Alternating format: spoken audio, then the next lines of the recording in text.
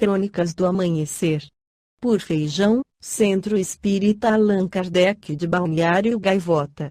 Balneário Gaivota, 13 de junho de 2026. Jovem de 22 anos que começou a fumar vape na adolescência tem 18 meses de vida após diagnóstico de câncer. Parte 2. Aos 22 anos, Kylie Boda recebeu um difícil diagnóstico. Ela tem apenas 18 meses de vida. A jovem inglesa desenvolveu um câncer de pulmão após anos utilizando cigarros eletrônicos na adolescência. Agora, sua família iniciou uma vaquinha virtual para arrecadar fundos para um tratamento experimental na Alemanha que possa prolongar a sua vida. O diagnóstico de câncer terminal ocorreu quando ela tinha 21 anos. Os primeiros sinais de que algo estava errado começaram com uma tosse diferente, com um muco marrom e granulado, disse a jovem em entrevista à SWNS. Embora inicialmente tenha atribuído o problema a um efeito colateral do uso do cigarro eletrônico, os sintomas pioraram e ela procurou um médico. Então comecei a tossir sangue, e eles fizeram um raio-x e encontraram uma mancha no meu pulmão, contou. Ela acrescentou que os médicos lhe disseram que havia 99% de certeza de que, por ser tão jovem, não se tratava de câncer e que, por isso, ela não precisava se preocupar.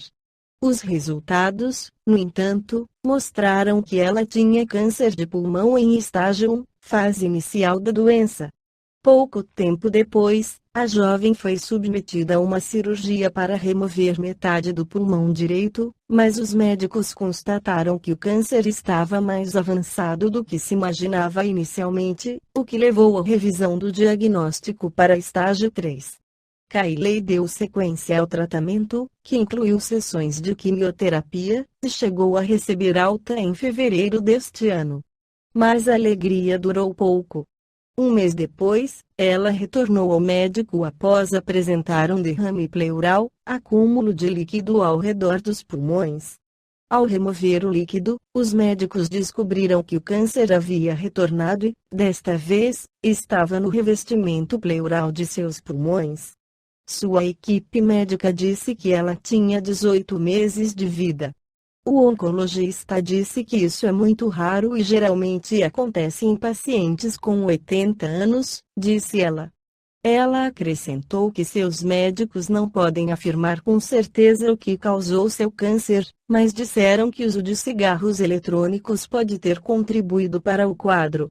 Nas obras psicografadas por Chico Xavier e atribuídas ao espírito André Luiz, o tema dos vícios, incluindo o fumo, é abordado dentro de um contexto mais amplo relacionado às dependências físicas, emocionais e espirituais.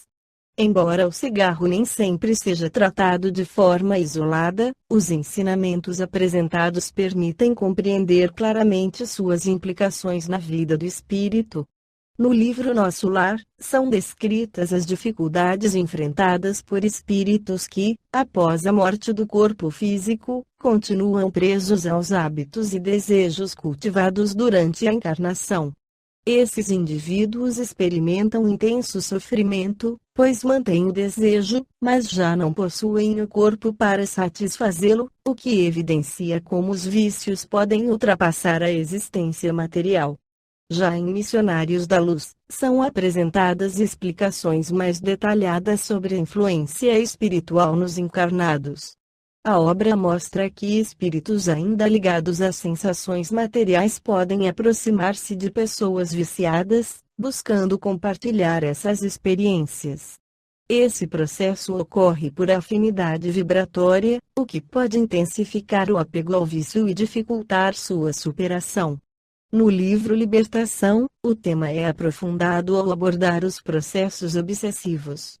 São descritas situações em que espíritos se vinculam a encarnados que mantêm hábitos como fumo ou uso de outras substâncias, formando uma relação de dependência em que ambos se influenciam negativamente, reforçando o ciclo do vício.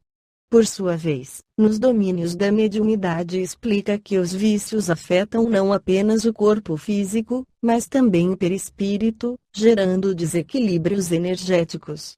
Esses estados vibratórios mais densos favorecem a aproximação de entidades espirituais em sintonia com tais hábitos, o que pode contribuir para quadros de obsessão.